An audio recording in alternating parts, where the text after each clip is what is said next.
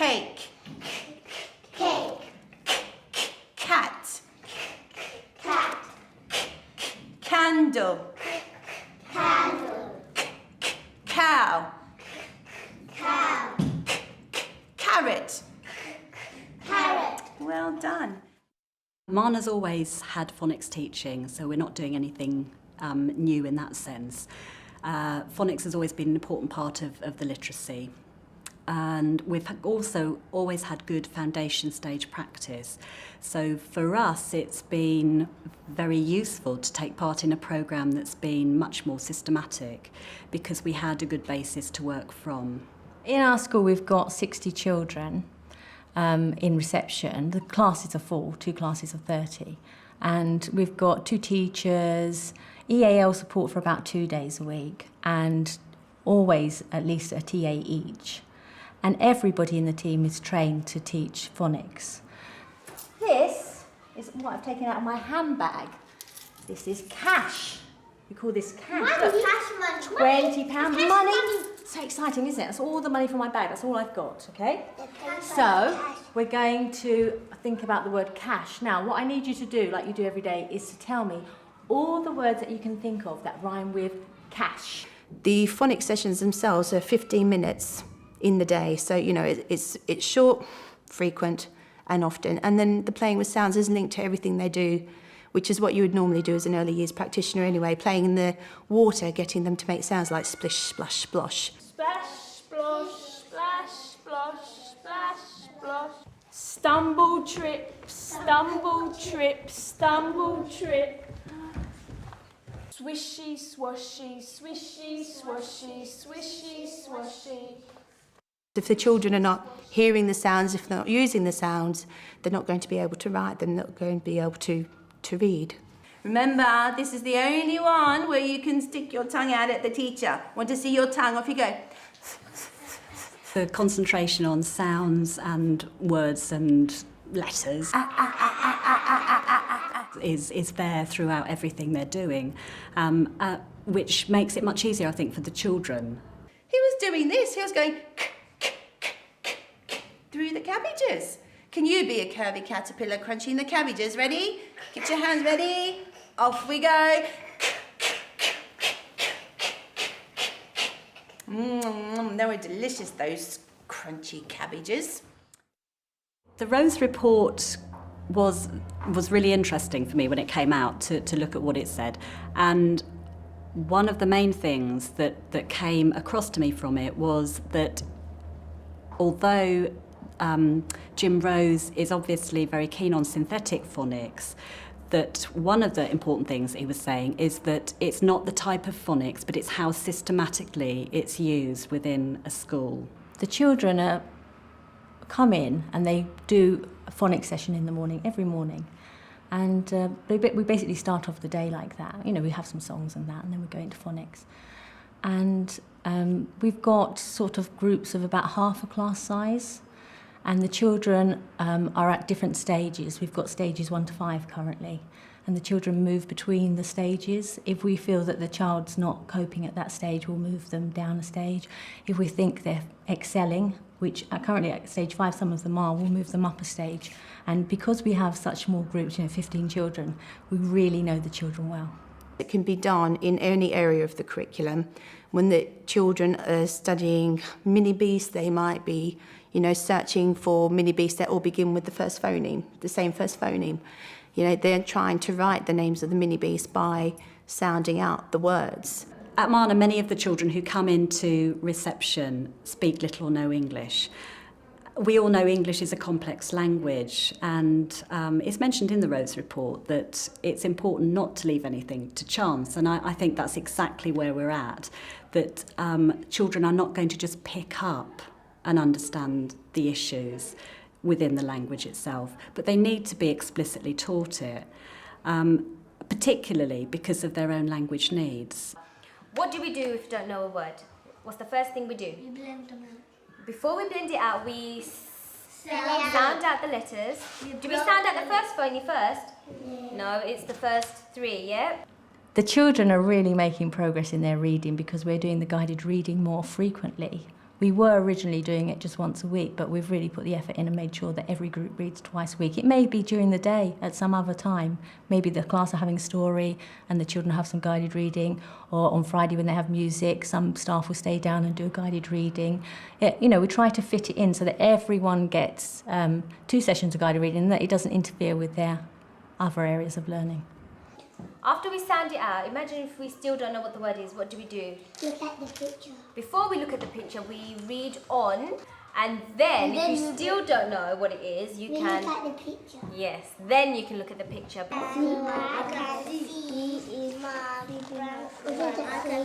She is cleaning the car. I can see my cat. Quite a lot of children who come into early years are actually just beginning to become English language speakers. So they need the experience of hearing what the sounds are so that they can actually begin to make the sounds themselves. So I'm going to say some words like our robot. We do the robot every day. I'm going to say some words to you, and I want you to tell me what the robot is saying by blending the sounds, okay? Listen. K, ah, sh. Cash. Ah, sh. Mash. Ah, sh. Flash. Okay, so if I say to you cash, I want you to go k-a-sh, and then write cash on your board, and then I want you to underline each sound, remembering to put one line under this diagram. Could everybody write the word wish? Wish. We did that this week. Sound it out, wish. There's been a sharp rise in the quality and the sophistication of the vocabulary that the children are using. Ish. Some of the children are not only the ones who are doing stage 5 phonics, even some of the children doing stage 2, through modelling are actually starting to use terms like diagraph, trigraph, phonemes, just in when we're doing shared class reading with the big book, and they'll actually point out, look, that word has got a diagraph in it. And I'll say, oh, can you tell me what the diagraph is? And they'll say, yes, double O. And I'll say, in this word, what sound does it make? Short oo or the long oo sound, and they're able to tell me. When I'm reading a story to the class, some of them just go on and they read the whole sentence for me. They're looking around the environment. They're saying, does that say home corner? Or does that say shop? They're sounding everything out and really applying it to all the learning areas, and it's quite amazing. Ash, ash. Dash. Dash. Rash. Rash. Well, I've always taught phonics in some way, but I think this approach is much more systematic. The children are flowing through a system.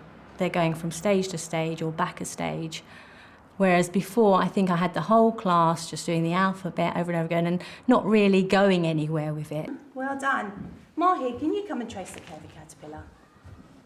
Where are you going to start? At the head. At the head, trace around his curvy back, and which way is his tail pointing? At the sun. At the sun. Well done. Some people, have commented, you're not teaching them the alphabet names, the letter names. And my reply is, well, if the children are reading a book and they read C-A-T, that doesn't sound anything like the word cat. But if they're sounding it out, k-at, then they can actually hear what the word sounds like. When they're writing, if they want to write a word they don't know, they're not going to think of the letter names, they're going to sound it out. Dog, d-o-g. And they're going to link the sound to the letter formation that they've done in stage 2 and have a phonetically plausible attempt at writing a word. Mishkath, when I was watching Mishkath writing just now, he started his letter with a K, and K does make a k sound, so that was correct, what you wrote the first time. Well done. One little boy in the class this morning actually wrote one of the words starting with K, and it was the sound k, but he used a K, which was correct. It's just an error.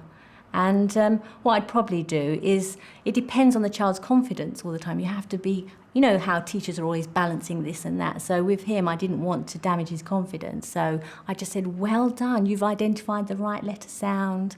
You've got the next letter sound. He had the whole word except for the initial letter sound. And then that child is going to be in that group for quite some time. We'll be doing revisions, and then maybe next time he'll remember it started with a C and not a K.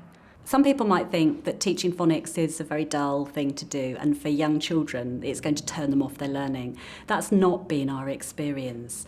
We feel it's embedded very well in everything they do.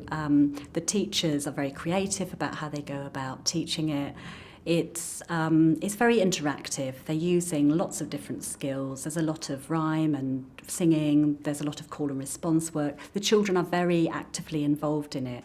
Could you write the word clash? That means come together and bash together. Clash. You bump into someone in the playground, you clash with them. Clash. That's worked really well for all of the children, both the boys and the girls. And I think what it means is that they've become much more engaged in that process and become engaged obviously at a very early age, which is what we want to see. He has been. He's been crunching all the cabbages. That's what happens after he ate all the cabbages. He got really big and fat. And what did he spin after he ate all the cabbages? Cocoon. A cocoon. And what's the first phoneme in your cocoon? The curvy caterpillar who crunched cabbages spun a cocoon. And then he turned into a cat. No. Butterfly? That doesn't begin with k, though, does it? What's the first phoneme of butterfly? It's not boring for the children at all because they're always advancing. They're not just sitting there day in, day out doing the letters. If they know that, they'll just move to the next stage. So it's never boring for them. They're always progressing. They're always moving somewhere. And so each day could be different for them. Or, after a half a term, they'll be doing something different. So it's not boring for them at all. And I think, for them to look around their environment, and, we have a print-rich environment in the early years, they look around and they see all the print around them, they can read it, makes them feel empowered, and it's just great. It's really great. We don't push the children on unless they're actually ready for it. If they're not ready to move to stage 2, then we provide them with activities they can continue on with, to get them ready to move into stage 2, get them ready to be able to hold a pen so they can start to form the letters correctly. A huge benefit for the children and for the school is that we're very, very clear about where they are in terms of their learning, their language and their learning at the end of their reception year, which means that they've got a really good head start when they move into year 1. What we're hoping is that the impact of that will be that we need to offer less intervention programmes higher up the school. We know now who the children are we need to pick up in year 1. We know what their needs are. We know what we need to be looking at. And I don't think we've ever before had that position. We've not been in that position to know enough about their learning needs at that point. And I think it will really benefit us and the children. They are much more successful learners. They're more motivated to read and write. It has a big impact on what they're doing. And, it's just going to make it easier for the children as they progress through the school. What's that? 1 shiny wet nose, 2 big furry ears, 2 big goggly eyes. It's a bear! It's a bear. I know that there's a big debate about phonics and about foundation stage early years teaching. And for me, the issue isn't about either or. I think that both things, the creative teaching, the 6 areas of the curriculum, and the phonics teaching and the more systematic work can be done together hand in hand. What I need to know is that something will work for my children, and if it works, then I'm going to use it. It's not about whether you're for or against one side of that argument, and I think that that's what's really, really important for us. Caterpillar. Caterpillar. Cake. Cake. Cat. Cat. Well done. Let's see if we can do it again a little bit faster.